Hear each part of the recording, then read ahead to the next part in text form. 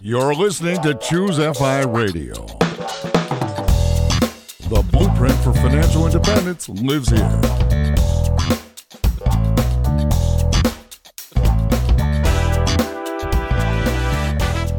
If you're looking to unlock the secrets to financial independence and early retirement, you're in the right place.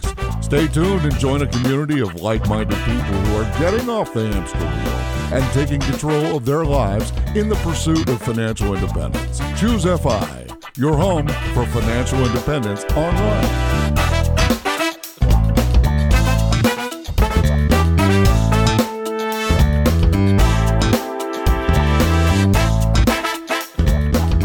All right, today on the show, we are going to be speaking with a favorite in the FI community. Now, no less than 3 guests over the last 6 months have asked us to reach out to her. And at the end of today's episode, I think it'll be very clear why. Today, we're speaking with Jillian, a mama of 5 from Montana who has designed a life around intentional living, financial independence, and flexible income. Her and her husband started with $55,000 in debt, earned less than $50,000 a year, and within a decade and a half, they paid off all their debt, traveled to 27 countries, lived abroad for 4 years, adopted 4 kids, and had 2 biological kids, paid cash for their first home, and bought 2 rental properties that they fixed up themselves. Her and her husband have dedicated themselves to a life of giving, served on the boards of nonprofits, mentored kids from tough situations, and volunteered in all sorts of roles. I'm incredibly excited about this episode, and to help me with this, I have my co-host Brad here with me today. How you doing, buddy? I'm doing quite well, Jonathan. Yeah, I'm really excited to have Jillian from Montana Money Adventures here on the podcast for sure. And I mean, you just went through like her background and bio and story. And I mean, that's really just the half of it. And that was something we could probably spend 10 hours talking to her about. I mean, there was that much here. I truthfully wasn't all that familiar with her blog until, like you said, multiple of our guests said, hey, she's our favorite blogger and you need to get her on the show. And yeah, I mean, we dove deep into her content and it's just really, truly remarkable. I know you're the one who's always saying like, I got chills down my spine, but in taking notes for this podcast, I basically just wrote down page 10 of notes, chills down spine. Like that's the kind of level that we're talking here. So yeah, anyway, long story short, with that, Jillian, welcome to the podcast. Thank you so much for having me. We're both very excited about this. You know, I want to say that I think my first introduction to your content was Tanya from Our Next Life, but I don't think it was until we interviewed Missed Adventure Rich and Fritz, like these additional touch points got me to go through your content. And then I just couldn't stop. I mean, it's truly, I think Brad's heard me say this maybe one or two other times where I start at the beginning and I just read literally everything, Brad, and I just can't put it down. Well, thank you guys so much. One of the articles that you wrote that really appealed to me, and I think it basically sets up a framework or an idea for kind of where you're coming from and what your approach to this journey is this article you wrote talking about big family minimalism. And I love that you framed it as this idea of not something that you were out seeking, but rather a tool of survival. And I'd love to hear a little bit more about your thought process as you were writing that. Yeah, at the time, we had 1 kiddo at home. And then we adopted 3 and had a baby in less than 2 years. So minimalism kind of met us as a survival tool. It's a lot crazy to go from 1 to 5 kids in 2 years. And we didn't have an enormous house. Our house is about 1,650 square feet. And it just felt full and overwhelming. And anyone who's ever adopted kids, especially kiddos from foster care, knows they don't just come as kids. They come with a dozen appointments and all of these therapists and professionals. And I was overwhelmed. So Jillian, this wasn't just minimalism in the sense that, oh, I'm going to tidy up my house. This was minimalism, right? Like I'm going to tidy up my life, or I say that tongue in cheek, but this was across your entire life. Yes. Yeah, we had to find a way to thrive and to be happy when there was such a large percentage of our life that for that season, we really didn't have a lot to say about. They don't say, well, which appointments would you like to go to? Which of these things would you enjoy doing? They just say, here's your new life. Good luck. So there was such a big percentage we couldn't control that we had to be really, really intentional about the things that were actually choices. One of the things that struck me as I was reading this article, which we're going to link to in the show notes, was just the raw honesty of it. I mean, you're referencing, obviously the joy that these adoptees, these kids that you're bringing into your life bring you, but also just the pure exhaustion that comes along with it. I mean, you actually mentioned on here that there were many nights where you are just lying on the floor after you tuck them in and just crying silent tears. And like that ripped at me. Just kind of living that out with you through your writing. But truly, this is what, this phrase that I've kind of has captivated my attention over the last year or so. There is no they, there's just you. And this is practically what it looks like. I mean, what is the reality of bringing 3 kids into your home? It's impossibly difficult. It's unreasonably difficult. You go through things that you think, well, no reasonable person can do this. No unreasonable person can do this. And so you go to your caseworker and you're like, I'm at the end of my rope. And they're like, yeah, it's hard. Sorry about that. There's no tools. There's no resources. And so it's something that I had always felt called to do. I had always just had this heart for adopting kids that I felt like probably wouldn't get adopted otherwise. So our first son we adopted was a teenager from foster care. And then we adopted this sibling group of 3 kids that they had just gone through placement after placement after placement. And the state had tried to keep them together, but no family could meet the needs of all 3 kids. So they had been separated a lot. And I thought, somewhat foolishly, oh, we can do this. We can make this happen. But it stretches you to your very limit. And there's so many times that you think, well, this is unfair. This is unfair to the kids. This is unfair to me. Like, nobody should have to go through this. Jillian, how did you get, just on like a personal level, like how did you get the nerve or the audacity to say, okay, this hasn't worked in these other places, but we can do this, truly? I think that resilience and grit are something that I've learned to practice my entire life. I grew up, our family lived way below the poverty line, but I grew up in an amazing community. And the community, they're hard working. It's farmers and it's ranchers. And looking at those people's lives makes me feel like I've never worked a hard day in my life. There's so much in that culture that teaches resilience, that teaches grit. And I took those lessons and I just kept practicing it. And honestly, I would attribute most of our success from being $50,000 in debt to hitting financial independence at 32 as just part resilience, part grit, part really knowing what mattered to us, really knowing what was important, and good planning skills. Jillian, what were those lessons? We're always looking for actionable takeaways for the audience. And it sounds great in theory, grit and resilience. What can you pass along to the audience that maybe 1 or 2 things that really stuck out to you in your life? Okay, grit and resilience sound good as a practical purpose, but this is what I did.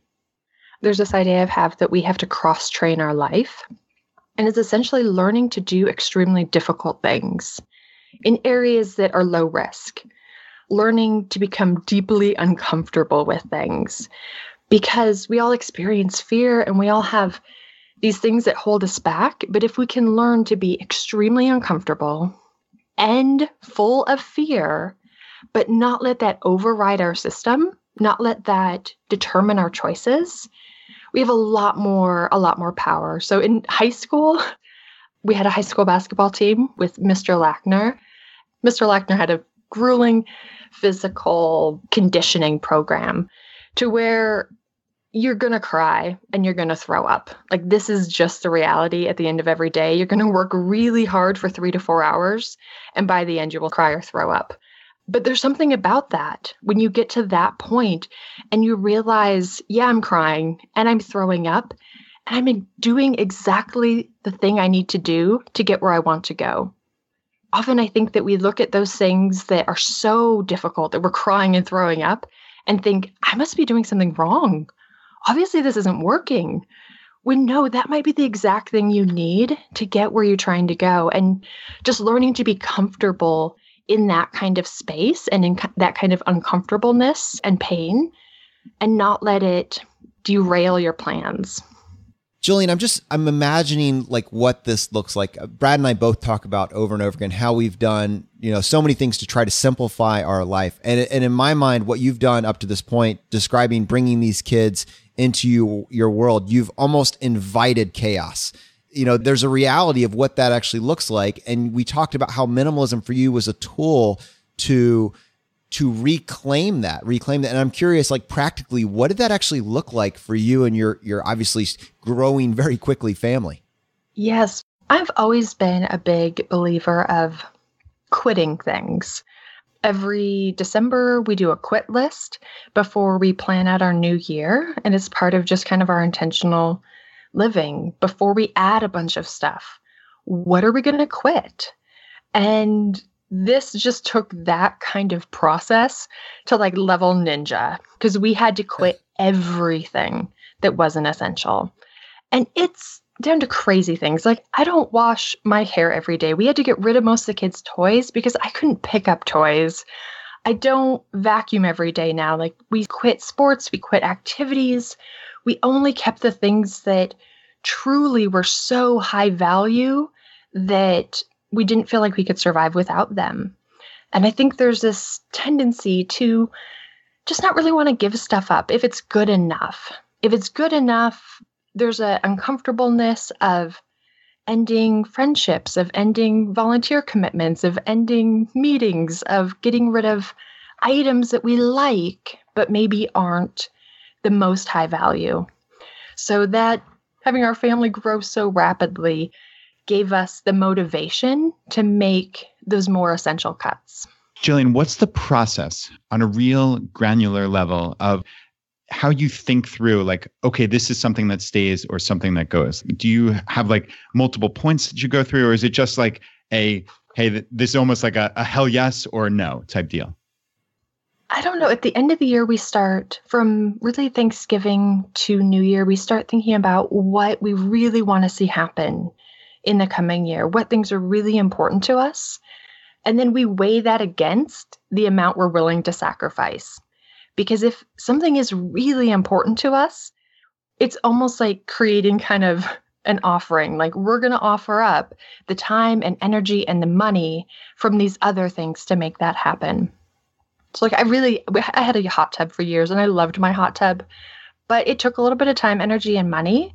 And it said, well, I can either have this or that other thing that I really want to see happen. So my husband quit hunting for a whole year. We had ducks, but we really wanted to travel with our kids. Ducks don't travel really well. So it's kind of the process of weighing the things we really do want to see happen that are so core to kind of our passion and our values against the good stuff. Because it's easy to cut the unnecessary stuff. It's easy to cut the mediocre stuff, but the rubber really hits the road when you start to cut stuff that is actually pretty good, but not the best. One of the things that comes to mind is I'm imagining you do this, attempting to reclaim control of your life and get some sort of consistency from one day to the next, is the practicalities of trying to take a toy from a child. You have all these Happy Meals toys. You have all these little things that you've collected from 1,000 different places. And I think maybe to some varying degree, there is a criticism that a lot of the loudest voices in the blogger space often are doing this without kids and don't recognize the struggles that are involved with trying to make these changes with 1, 2, or in your case, 5 or 6 kids. And I'm just curious, can you comment on this? Like, practically, what was it like to pursue minimalism from your perspective with them, but also from their perspective? How did this go? So here's the process that we used, and it worked really well. And anyone who, if you have a lot of kids, I know that fear of parents of this is going to be an enormous battle and there will be tears and it will be torture for everyone involved. So what we did is we let the kids kind of just go amok for a week or two. No cleaning, no tidying, no organizing. And then I came to them and I apologized. And I said, I'm really sorry because I feel like I haven't done a great job. It's too hard for you to clean your room. And honestly, I think that that's my fault. I've let things go and I've made this job that should be yours impossible. So here's what we're going to do. I want you to clean it the best you can. And anything that you can't clean up anything that you can't handle. I'm going to take care of, and I'm going to put it away on a different shelf. So you only have enough toys in your room that you can actually take care of. We explained this to all of our kids, and there still was a little bit of tears because they were struggling to clean up their room, but really that was on me. I'm the adult. I'm the one who let them have 400 toys in their room that a 3-year-old is never going to be able to organize or pick up. In the end, we kind of settled on they could handle about 2 to 3 toys in their room and keep clean. And we've been doing this now for a couple years, and it's just brilliant. They can very easily pick everything up. They can keep it tidy. And if at any point it gets to the point where they are crying or frustrated because they can't clean up their rooms themselves, I say, don't worry about that. We'll take these things and we'll put them away. Jillian, when someone walks in your home, 1,650 square feet, 5 kids, does someone think minimalism? It does not look very minimalist. As far as there are no magazines calling to photograph my home, but it looks calm, and it doesn't look like a tornado went through a daycare, which probably would have been the default if we hadn't gone through this. It looks comfortable, like people live here and there's enough space for the people, but nothing is white. Even things that were white when I originally bought them are no longer white. Like nothing is just super sleek or stainless steel everything. It looks probably normal, I would say. Jillian, I'm most curious about like the life minimalism. So as you described it, you have, I guess, like 12 weekly appointments that you had to take the kids to, especially in those early years. And you basically said it that, hey, we can't have these times moving around. Like you were adamant about that. And presumably like you took kids out of sports and you only did the stuff that was absolutely essential. And I think, again, I'm always looking to like bring this back to the audience and what they can take away. So many people are, quote, busy all the time, right? Because they're shuttling their kids to 7 different sports on the weekends, and they feel like they're depriving them if they don't. And I'd love to hear your thoughts since you've actually lived this. An exercise I encourage people to go through. There's a post on my site about creating your ideal day and week and year. And I have them write that out. Like, what would be your ideal? If you could just tomorrow, next week, pick anything. Like, what does that schedule actually look like? And line that up with their current spending, with the spending they've been tracking, and their current schedule. And say, how do we synthesize these 3 things? Because sometimes what people say, here's the things I value the most, here's what's most important to me. And then I look at how they're actually spending money and how they're spending their time. And there's a huge disconnect. So I think you have to start by really understanding what is important to us as a family, what is important to us that would actually increase our happiness. And then are these things that we're doing, yeah, they're good things. You know, your kids being in soccer and basketball and art and ballet, like those are all good things. But are they helping you create this life? Or is it chaos getting out the door? Is it stressful? Or dinner's getting pushed really late? Is this actually the picture of life that you wanted to have? And for us, it wasn't. I wanted us to be able to have dinner as a family. I wanted us to be able to read books together and to have quiet time and to do art projects and to do science projects. But all of these other things we were doing were kind of making that impossible, or if we tried to squeeze that in too, making it really stressful and not fun. Jillian, I'm curious, how much did you involve your children in this decision making? I guess just this whole systemic, what do we want out of life? I guess when you started this and maybe now as they're growing up more? For us, it's a lot about keeping the conversation open. And we do that in everything, whether it's our schedule or our values or money, just finding opportunities to engage. You know, when it was really stressful, we had the boys in Taekwondo at first. And it was stressful getting out the door. It was stressful finding parking. It was stressful getting there. And so for a number of times I said, like, are we having fun right now? Are you guys enjoying this? It seems like we're a little stressed. I know it used to be fun, but it's kind of not feeling that way. So that if we've had that conversation 5 or 10 times, when I finally come back and I say, maybe we could do something different. What if we did these other things? Does that sound good? My boys, they love science experiments. So every time they would ask to do science experiments, I would just say, well, we could do that. But right now we've given a lot of our time to these other activities. Which one seems more enjoyable and more important to you guys? I loved how you talked about this idea of building your ideal day. And I'm sure it's something that we'll continue to come back to throughout this podcast. But I'm curious, for your family specifically, what does that ideal day, that ideal week actually look like? And then for a family that identifies as flourishing with less, what does that mean? So it's been kind of a fun experiment in the last 2 years. We hit financial independence and we decided to take a mini retirement. And a big focus in this last 2 years is figuring out and testing our ideal day. It's something that I had done before to kind of get the ball rolling to see where we wanted to go. But this year has been really, the rubber's met the road and we've really been testing this out. So for us currently, my husband gets up with the kids a little bit earlier than me because they wake up at 4 or 5 in the morning. These kids are insane. So I usually get up about 6. Sometimes I might do a little bit of writing in the morning. I have a morning routine. We get the kids out the door. Him and I go to the gym for an hour and a half.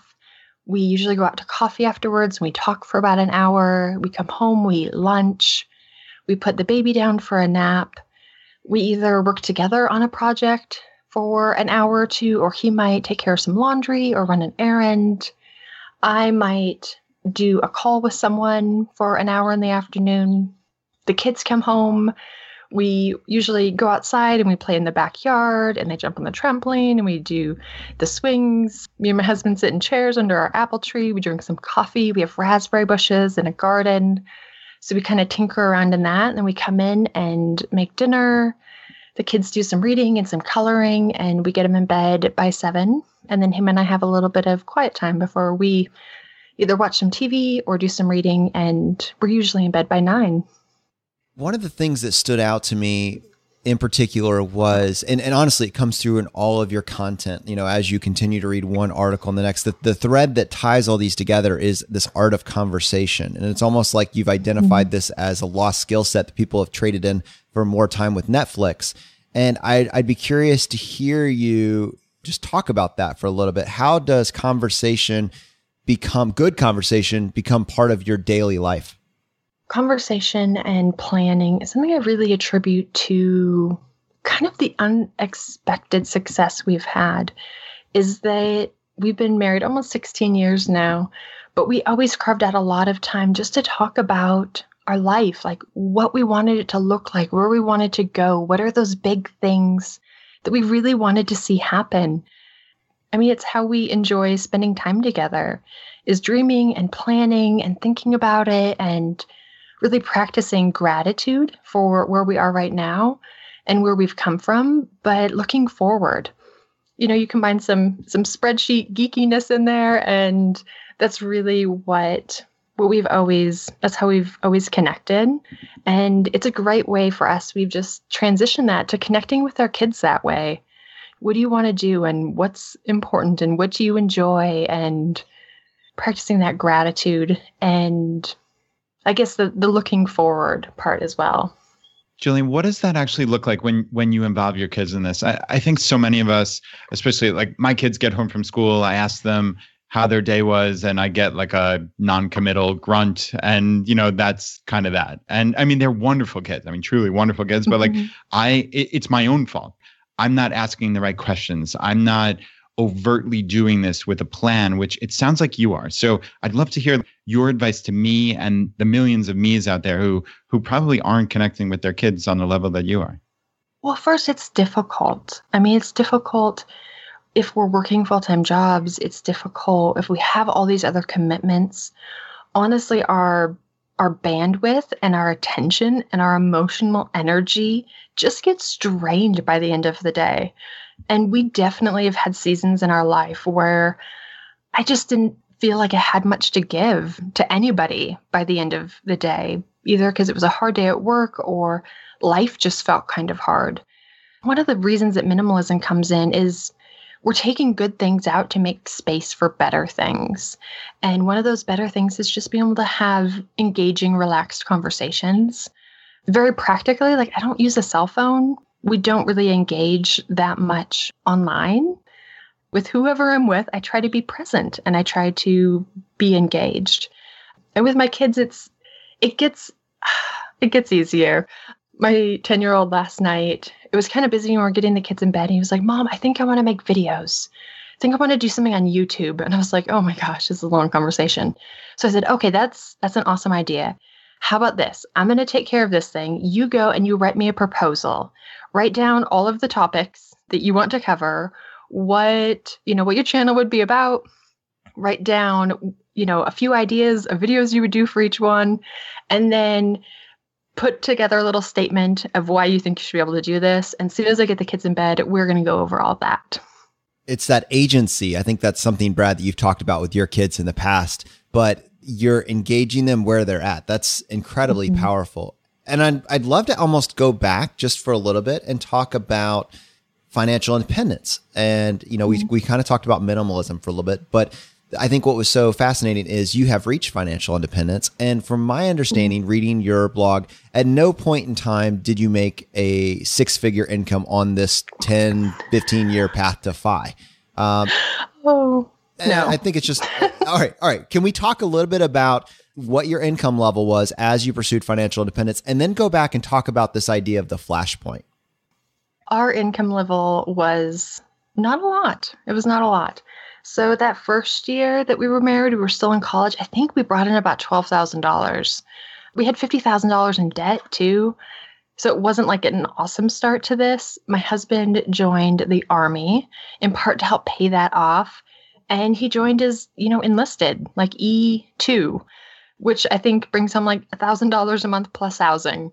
And I worked at a coffee shop, and eventually, we kind of got promoted a little bit to where we were both at that maybe $30,000 a year mark, which just felt crazy. It felt extravagant. I had never even thought that we would make that much money.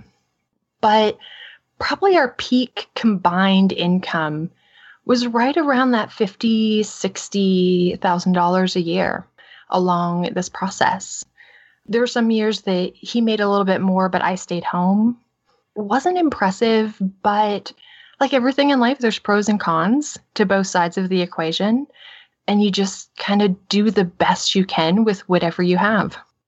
You used a term called flashpoint. I think that that's something that Brad and I have talked to about as an awakening or a light bulb moment, or, whatever that moment was. You said, I'm going to make an unorthodox choice to get an unorthodox result. Like, what was your flashpoint? Can you break that down for the listeners? Yeah, I had always, some kids are just natural savers and some are spenders. I was always a little bit of a natural saver. It was just a very comfortable thing for me to save money.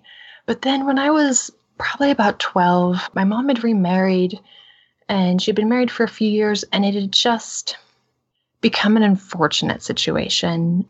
The guy she had married was, I'm sure, a nice enough guy at first, but had just started drinking a lot and had become really verbally abusive and just emotionally abusive. And it was like there was a rain cloud over our house. Our house was very hostile all of the time. And I was probably in about the 6th grade, and I said, we can't do this. We can't live this way. We can't stay here. We need to get out. I made a very impassioned plea for this, and my mother, being very realistic and a very pragmatic woman, said, Jillian, we can't. We just can't. There's no way that I can afford to take care of 3 kids on my own. So, sorry, it's not an option. And I went upstairs and I just cried like hot tears into my bed. But that was the point that I realized money gives you options. The more money that you have, that you've saved, the more options you have.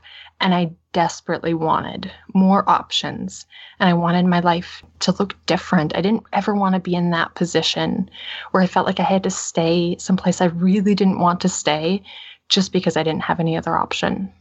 Yeah, one quote I picked out from your article was, quote, "Living in poverty feels like all your choices are made for you." And that just really was so powerful and spoke to me. And I'm curious, so from that point, that flashpoint, I guess, at 12 or thereabouts, how do you personally go about making changes that can help you? Obviously, at that point, your mom couldn't extricate herself from this situation, but you realized, okay, I need to get myself in a position where this doesn't happen to me. Yeah. It created that internal motivation to just run fast and to run hard. And like, I knew I had to stay in this spot right now. But boy, I was making plans. I was making plans for things to be different. So I tried to do really great in school. I tried to excel in every sport and after school activity. And I worked all through high school. And I just saved that money. And I ended up moving out of the house just before, actually during my junior summer. I had saved up enough and I moved out and I lived on my own. And by the time I graduated high school, I had saved $8,000, which to me was just an insane amount of money. Our family at the time was making about $12,000 to $15,000. And it just felt like I had a fortune.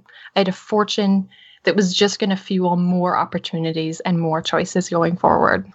You had a line that stood out. There were so many lines that stood out to me as I was reading your blog. One was this idea of hatching your escape plan. I'm here. I have no agency. I have no control. I don't have options, but I'm going to escape this.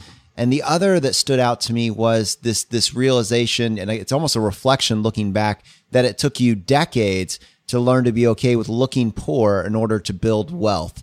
And I'm curious, what does that mean for you on this 15-year path to financial independence?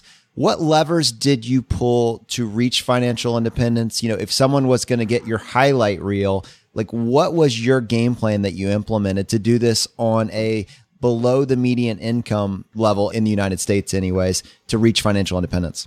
Well, financial independence honestly was never my plan because it didn't seem possible. It didn't seem very realistic. I just was trying to make things better. I think if I would have said, I want to try, I take that back. I would have never, ever said, I'm going to be financially independent by 32. Like, it was such a ridiculous idea. But I knew what the next right step was. And I knew what the step after that was. And I knew the direction I wanted to go of just having more financial freedom, having more choices, having more options, and really being able to get the things in my life just seemed the most important. I really wanted to travel. I really wanted to own my own home. I really wanted to be able to adopt. And even just those things when we got married seemed kind of ludicrous, like just a little bit of a pipe dream from where we were coming from.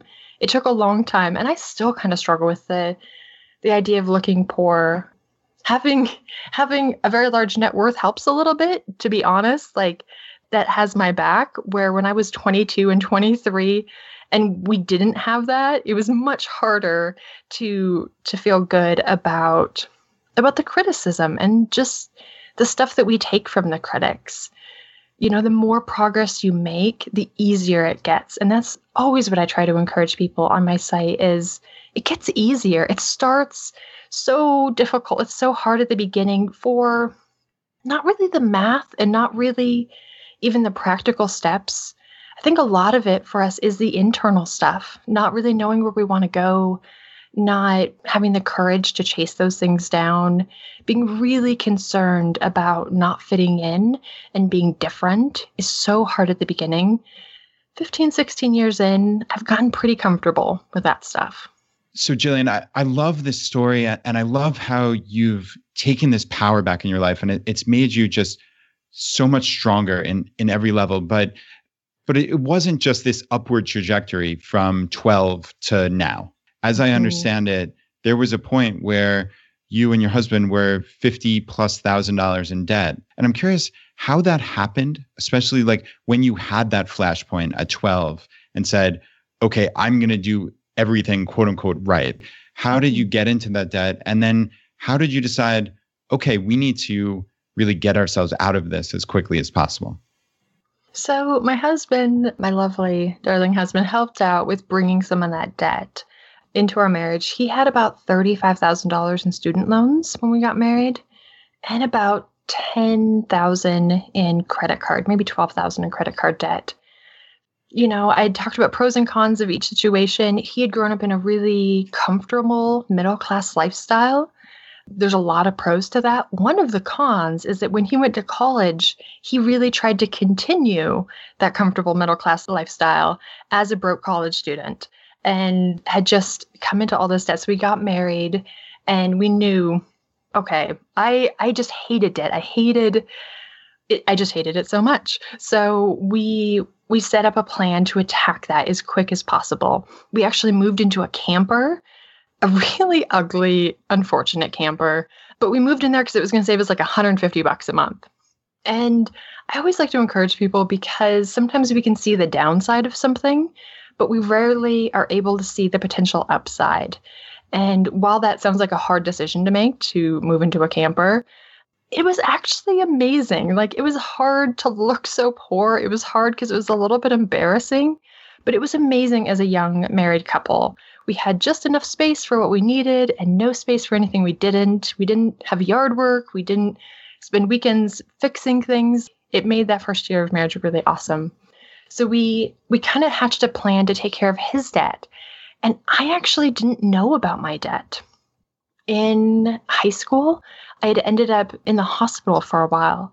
And I had thought, I was under the impression that insurance or the hospital had taken care of the bill. I didn't actually find out until we had been married maybe 2 years. And we had just finished paying off all that debt. And of course, we're like, oh my gosh, we're debt free. Let's look at buying a house. So we went to this little expo thing and they ran our credit scores. I had never had my credit score run. And 3 weeks later in the mail, I got a notice from a collection agency that said, I think it was like $11,000 of debt. And it was a horrible, devastating blow. I felt like we had made so much progress to just be blindsided by this thing that was so unexpected. So you had all this momentum, and I'm assuming at this point, if you were able to pay off close to $30,000 in debt to get to this point, then this next step, while it is a psychological setback, it's clearly something that you guys have the ability or the desire to do. So I can easily see this next step. But it struck me that I know that you ended up paying for a house cash. And that is a very remarkable achievement to do in your, I guess, at the age of 30. And I would love to hear, like, what is the reality for you as someone that is a frugal person, of someone that believes in not having debt? Like, what was the reality of paying for a house cash? There again, it was one of those things that I never expected or planned for at the very beginning. But we had finished paying off his debt. We tackled my debt. We saved up our first $10,000. And then I was like, we just need to keep going. We just need to keep saving. So by the time I was 24, we had saved up our first $100,000.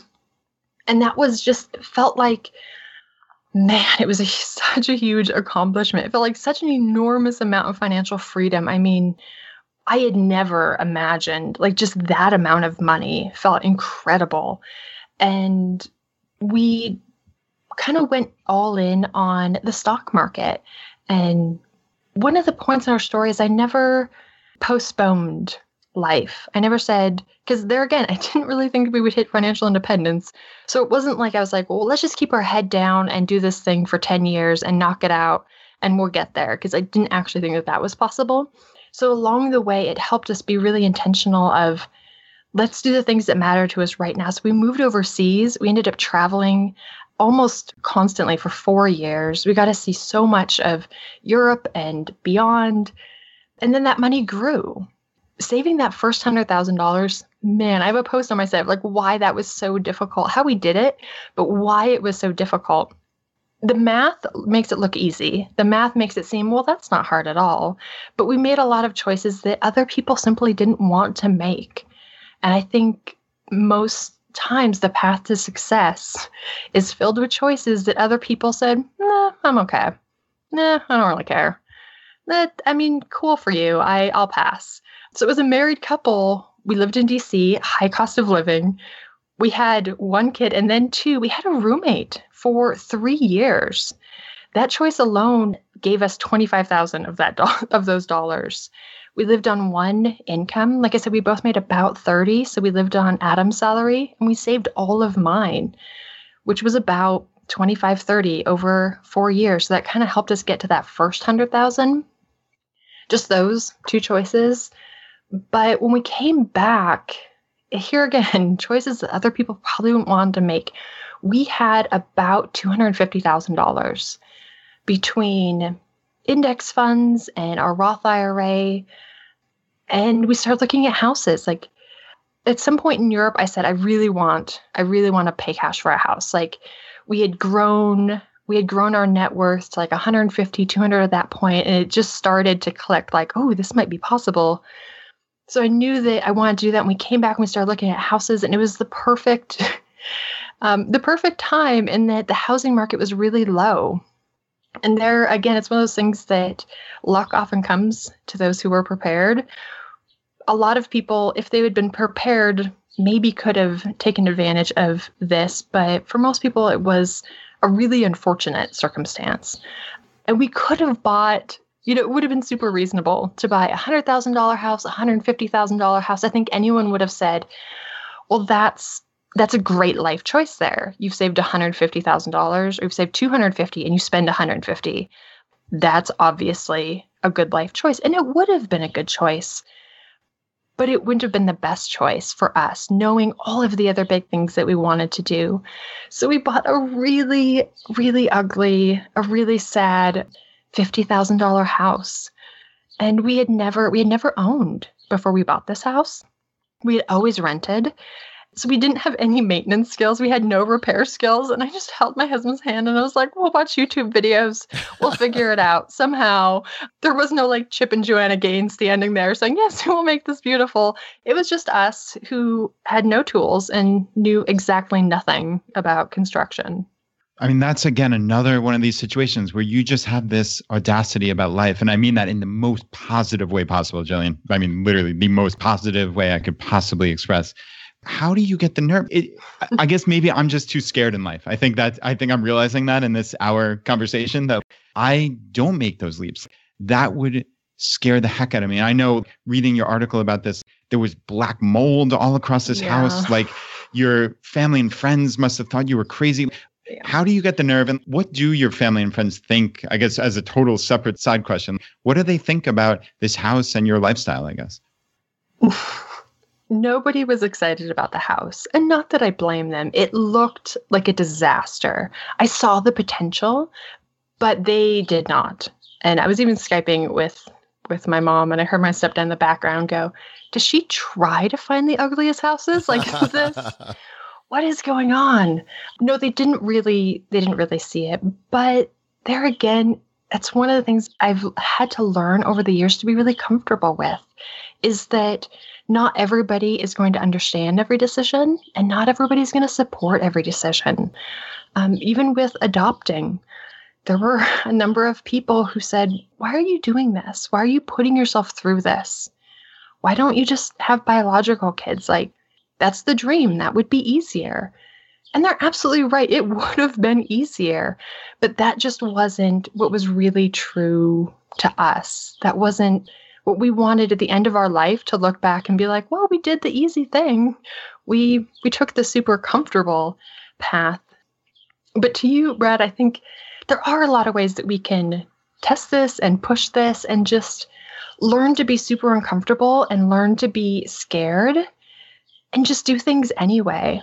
I was talking with one of the guys I mentor the other day, and we were sitting at Starbucks. And we were talking about this idea, and I said, if you walked into the bathroom right now and you came out and you said, ladies and gentlemen, can I have your attention for a minute? I was just in the bathroom and it looked so beautifully clean. Can we all just give a round of applause for the amazing staff here? and start clapping. Like, that is a deeply uncomfortable thing for most people to do. Just the thought of it kind of makes people sick to their stomach actually doing that. But there's no risk. There's no downside. People might be like, oh, that's weird, and go on with their life. But there's not actually risk. And we can learn to be that deeply uncomfortable and still take action. Jillian, do you have other instances that you advise your mentees how to lean into discomfort and little ways like that? Like, I don't know if anybody's actually taken you up on that, like that go into the bathroom and come out type thing, but like, are there other things that you could pass along to the audience that, hey, maybe step outside your comfort zone this week, do one thing that'll really make a difference? There's so many ways that we can do this, from one, being scared, and two, feeling pain, but still moving forward. Even things as simple as, and I generally only do this on vacation because it makes it a little bit more comfortable, but wearing an outfit that doesn't match at all, that's just straight up weird, and just going out into the world in that and dealing with that uncomfortableness, because people will look at you odd. But that's a key life skill to learn to acknowledge. I realize that you disapprove of what I'm doing right now by wearing this super strange outfit, and I'm going to be okay with my choice anyways. Those are just tiny ways that we can practice. I think that exercise, I hired a personal trainer Nate. He kills me in the gym, but there's something about learning to be in so much pain and so uncomfortable, and then dig a little bit deeper and realize that that doesn't have to determine how I choose to respond in that moment. Like, I can keep going a little bit farther. There's a lot of ways that we can just learn both of those skill sets. There was a quote that stood out to me that you had mentioned as well from George Bernard Shaw, and it was, "The reasonable man adapts himself to the world. The unreasonable one persists in trying to adapt the world to himself. Therefore, all progress depends on the unreasonable man." And I think that that is the perfect analogy for what we're talking about, this idea of anchoring yourself just a little bit outside of your comfort zone, because anything then becomes possible. You know, I go back to this early example you had of living a year in a camper. You know, if you can do that as a newlywed couple, where everybody says that's the most difficult years of marriage, then you can do anything. You can tackle this $50,000 house that nobody else would look at. But these decisions, these hard decisions, like packing your lunch, living in a camper, driving a beater car, pulling out moldy sheetrock, these things, these hard decisions have set you up for a much easier life in your 30s, 40s, and 50s, in the best years of your life. It's being uncomfortable in these situations that gives you the opportunity now to focus on the most precious parts of your life, your kids, putting, you know, everything that we started this episode about, talking about how you really wanted to put your passion into these kids that had these broken homes, this broken background. It's a chance for you to give them your best because you are able to be slightly uncomfortable in these earlier years. It's very powerful. Yeah, I think we live in a culture that values things to be easier, not harder, and tries to eliminate as much risk and discomfort. Like, no one ever buys a vacuum because they're like, this vacuum's 5 times harder to push than my old one was. That'll be perfect. No, like, we always try to sell and advertise, this will be easier, this will be simpler, this won't cost you as much. But everyone who's accomplished something great, everyone who's done something amazing with their lives, it did cost them something. And it was difficult. No one has a great achievement that was easy. I love this line by Brené Brown. She says, we can choose courage or comfort, but never both. And so she has this motto of courage over comfort. And that's kind of my personal motto. We have to be courageous in our life because we only get this one. Like, this is our one shot at doing it. And I just wasn't ever willing to waste it. I wasn't willing to say, I'll give up this thing I really want because there's a little bit of risk, or because it might not go well, or I might fail. I better fail. I better fail a lot, because then I know I'm really trying. And the best things that I come to in life will be just littered with failure all along the way there. Part of our story is I'd mentioned we adopted a teenager from foster care, and maybe this was grit and courage. It was probably stupidity, but he was 12, and when I made the decision, I had just turned 21. I remember we had gone away. The social worker had called us and said, "Listen, I've got this kid. I know you're not really ready. I know you're not thinking about it right now, but I can't find another home for him. So either you can adopt him or I'll just stick him in a group home and he'll age out of the system." And he was 11. And I just thought, I don't know if I can do this. I don't know if this is going to go well, but that can't be the only option. And it was hard. It was ridiculously hard. He was diabetic. He had so many emotional and behavioral problems. And that first year was very challenging. And it got better. Slowly, bit by bit, it got better.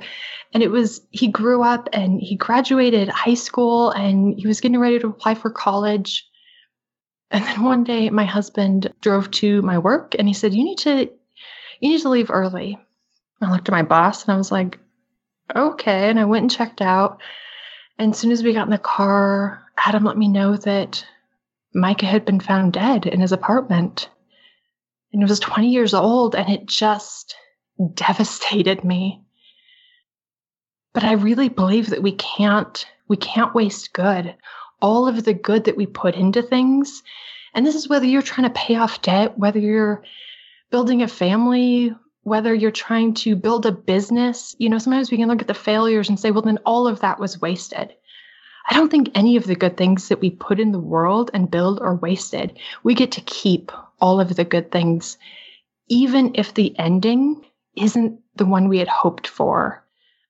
Wow, that's incredibly, incredibly powerful, and just such a powerful lesson for everyone out there that it's not always about the result. I just recently read a book by a poker player actually named Annie Duke called Thinking in Bets. And she calls that kind of logical fallacy in thinking resulting, which is just merely looking at the result and determining if it was a good or bad decision just based on the result.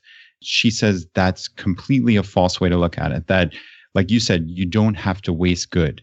You can take away all the learning lessons. You can take away all the good years in your case. And even if there are failures in life, you're always going to take many, many good things and pick yourself back up and get stronger and go from there. So yeah, I mean, that to me, I don't really have a question here for you, Jillian, but that to me is just such a powerful concept. And I hope everyone in the audience really takes that to heart. And I have a follow-up on that as well. And thank you for sharing that. I'm sure that even now, when you're separated by time, what a raw story that must be and how painful and fresh it will probably always feel. As you're reflecting on this and you're drawing from it and you're realizing that it's more than just the ending, it's the process. Like, what are the lessons that you took away, and like, how does that affect your daily life now? I think to some degree, it gives us courage to know that, things don't have to, the ending doesn't have to be perfect to everything, to try something and to grow into something and to test something out. So many times I talk to people and they're like, well, I might want to do that, but it might not work out exactly as I hoped.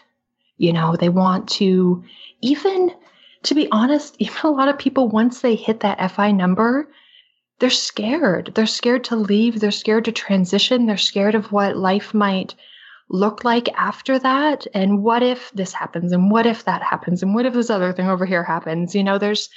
There's risk there.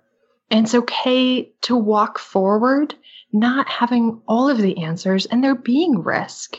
We have that confidence that even if things don't go well, we're going to be okay. We're going to keep moving forward. It's not going to devastate us or crush us to face rejection or to face failure.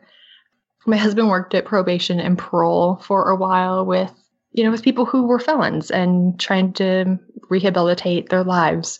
And they called it the F it factor, which I refer to as the forget it factor. And that is how many times and how many things can go wrong before someone says, forget it. Forget it. I'm not even going to do this. And that number is very different for each person. Sometimes it's just one thing. One thing goes wrong and they're like, forget it. Nope, not doing it, not going there. But other people, like we talked about resilience and grit, 10 things can go wrong. 20 things can go wrong. 50 things can go wrong in a process, and they'll keep moving forward.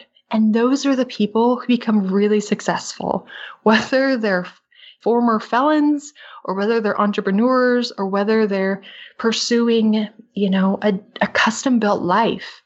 How many things can go wrong before you say, just forget it? One of the things that you said that really spoke to me was this idea that the story is more than just the ending. And I think that one of the criticisms of FI historically, and it's probably still accurate now, is that we're always so focused on hitting that magical 25 times your annual expenses. And in light of that, we sometimes marginalize the power of the journey. And I'd love to hear your thoughts on that.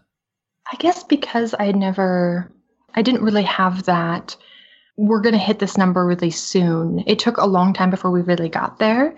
I just always wanted to lean in to whatever season of life we were in.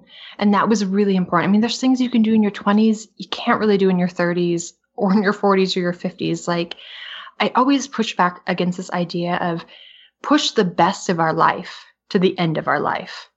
So I was always trying to find ways to fit in the things that mattered to us. And like I even mentioned with my son, I mean, nothing's promised, nothing's guaranteed. And all of the trips that we did with him and all of the things that were so important to us about that, if I would have waited until we hit FI, we would have had to miss it all. It wouldn't have been able to be replicated.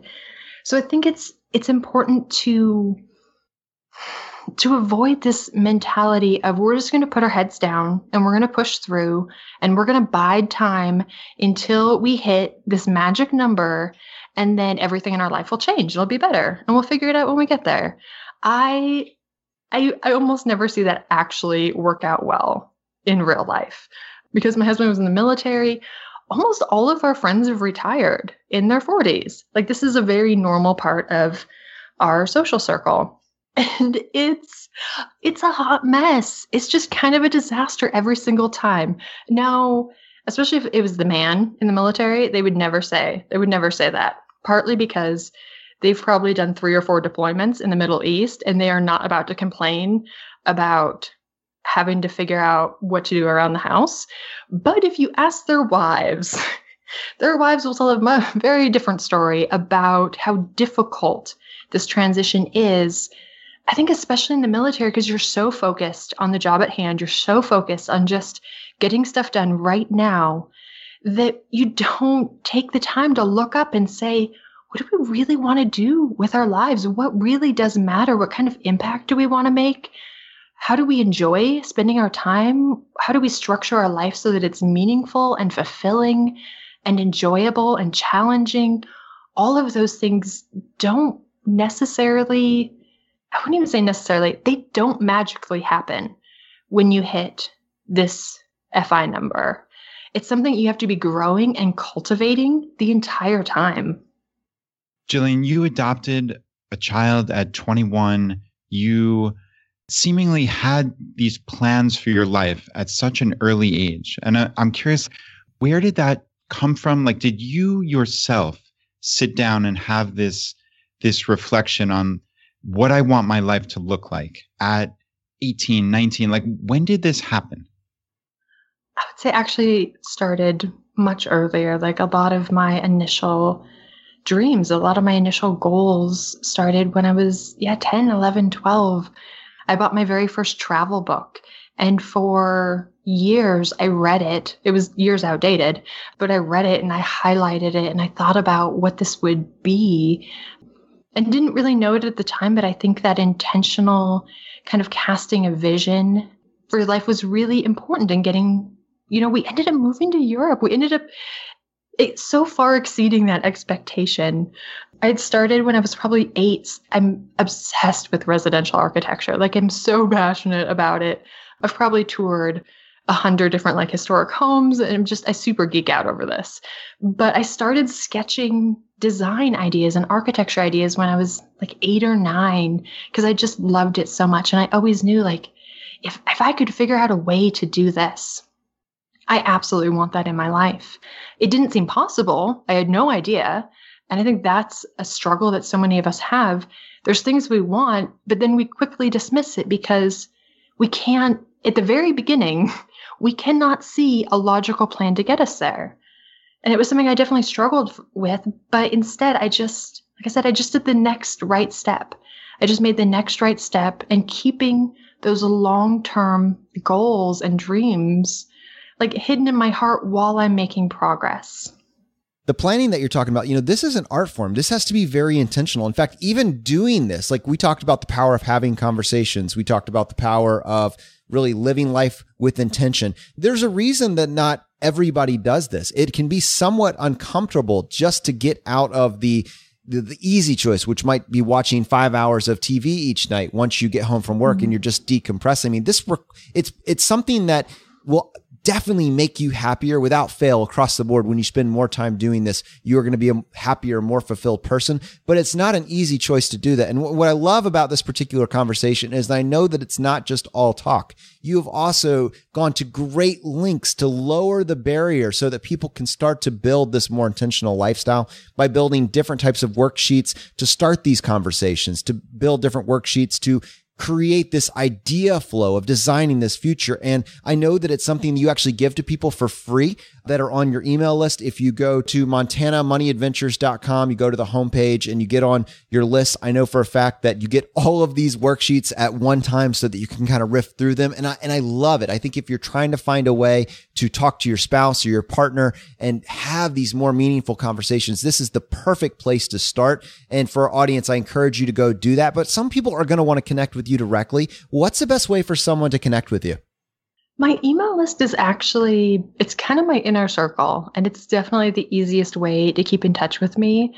Every week I send one email out and you can just hit reply and it shows up right in my inbox, and I have great conversations offline with readers and subscribers. If you don't like to comment, I get that. You can email me directly. It's montanamoneyadventures@gmail.com. If you really need to talk to me about something, shoot me an email and I'll give you my phone number. We can talk on the phone. Like, I normally actually give out my phone number on podcast interviews, but I know I'll be traveling. So I'm going to be this year we're going through 11 national parks, and the cell phone service is horrible. And I would just hate for people to call and then me not be able to get back to them for like 6 days because we're hiking 12 hours a day in the middle of nowhere. That's perfect. Well, I hope that everybody takes you up on that. I promise you these worksheets are worth your time. Jillian, normally that would be the end of the episode, but on this show, we would love to give you the chance to tackle the hot seat. Are you ready for this? Absolutely. In a world drowning in debt and rampant consumption, trapped by the chains of lifestyle inflation, these questions highlight the secrets of those who have broken free. Welcome to the Choose FI Hot Seat.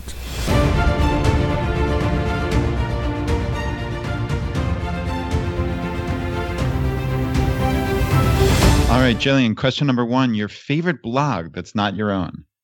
The one I'm really loving right now, like I said, I hired a personal trainer Nate, who kills me. And one of the ways he loves to torture me is on a bike, which I've never enjoyed. So I've started reading this really hilarious British, very funny blog about cycling called Sportive Cyclist, written by Monty.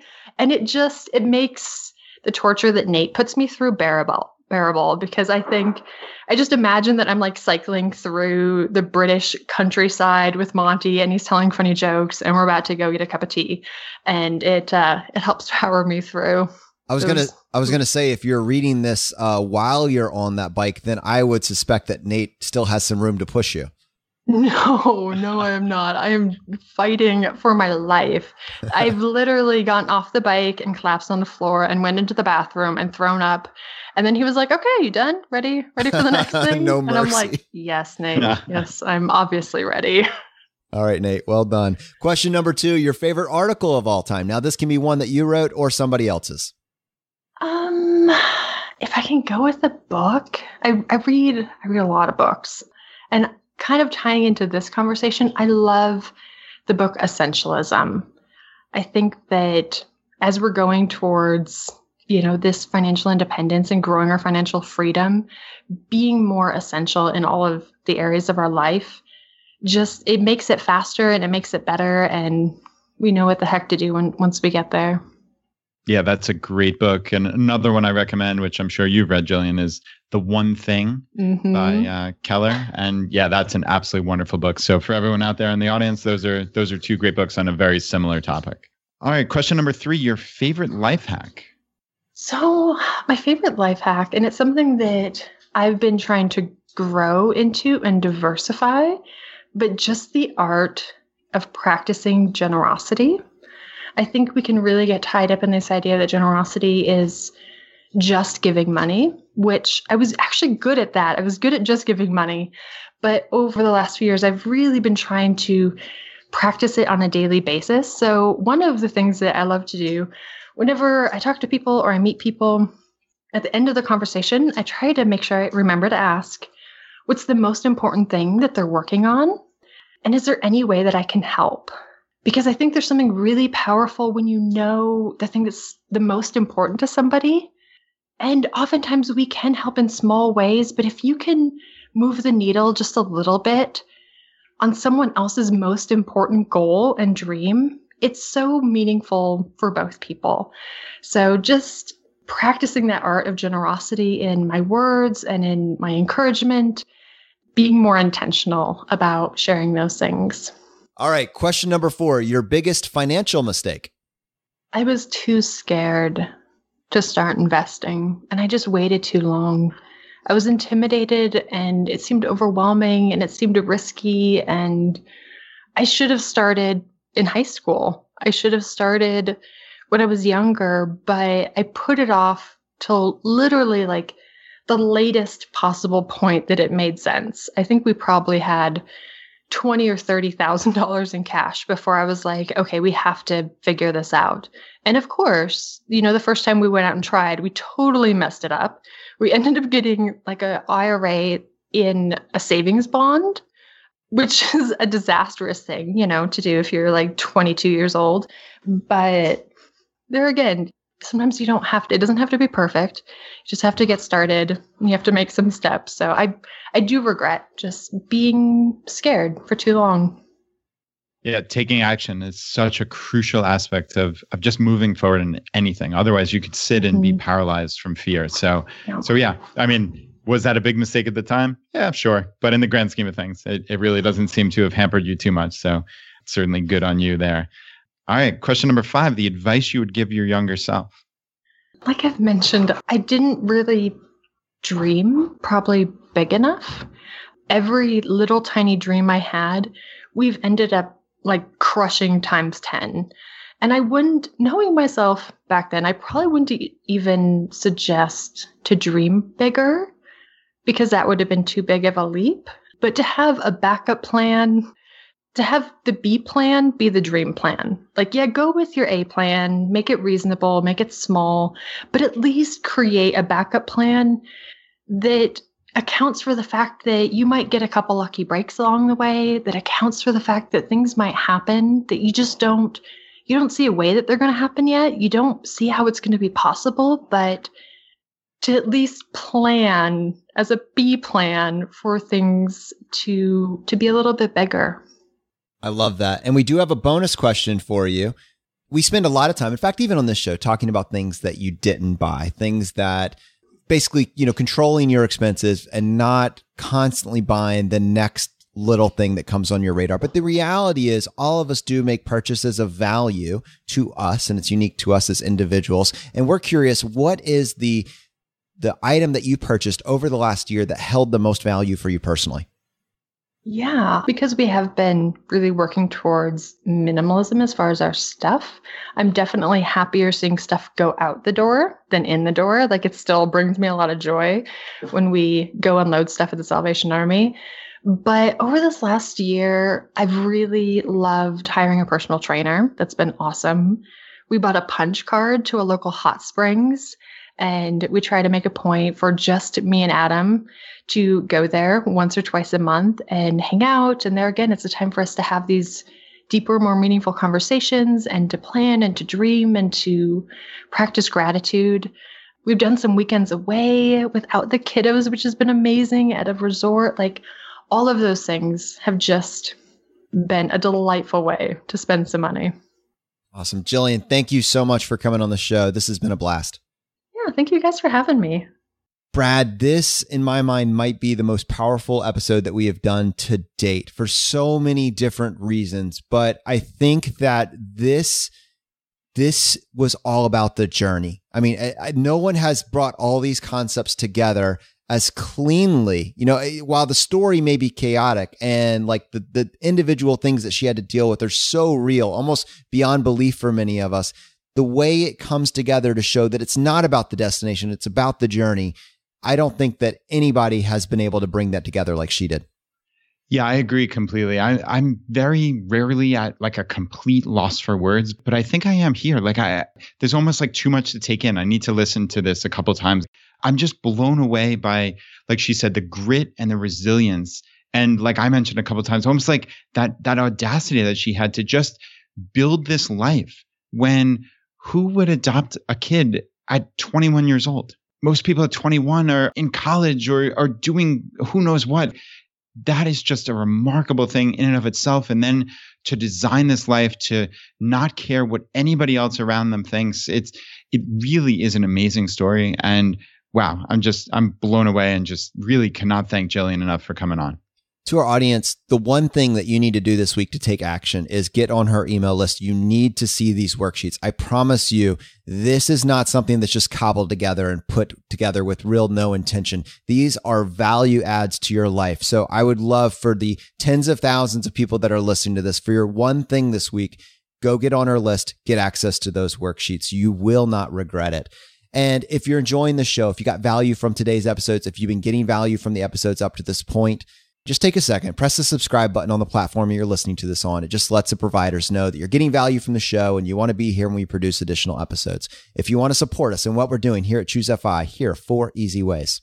1, leave us an iTunes review. If you want to do that, just go to choosefi.com/iTunes. 2, use our page to sign up for travel credit cards. If you want to travel the world with miles and points instead of your hard-earned dollars, then just go to choosefi.com/cards and get started today. 3, if you're working on the milestones of FI, set up a personal capital account to track your progress and use our affiliate link. It's completely free, and just go to choosefi.com/PC. P as in Paul, C as in cat. And 4, and most importantly, find your friends, coworkers, and family members who might be open to this message and tell them about the podcast. Have them start with episode 38, The Why of FI, and right behind that, have them go listen to episode 21, The Pillars of FI. It is a fantastic starting place. All right, my friends, the fire is spreading. We'll see you next time as we continue to go down the road less traveled. You've been listening to Choose FI Radio Podcast, where we help middle-class America build wealth, one life hack at a time.